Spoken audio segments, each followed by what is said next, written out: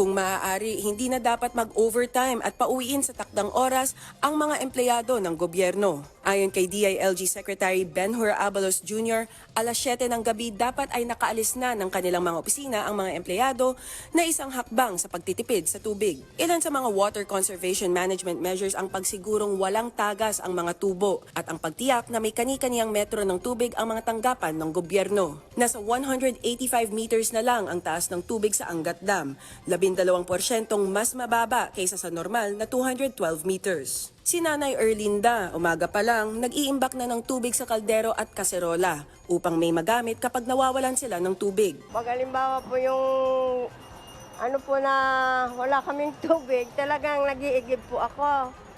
Nag-iigib kami, gaya po kagabi, wala kaming tubig, nag-iigib po ako dito kagabi.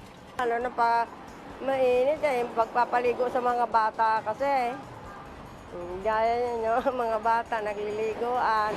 Sarap na sarap silang maligo minsan kasi minsan lang natulo din ang gripo eh. At tulad ng panawagan ng gobyerno na magtipid ng tubig, recycled water na rin ang ginagamit nila sa palikuran. Yung pong pinagpapaliguan ng mga bata, sinasahod ko po yung pambuho sa CR. Una nang nag-abiso ang DENR na posible ang water interruption sa Metro Manila kung patuloy na bababa ang tubig sa Angat Dam.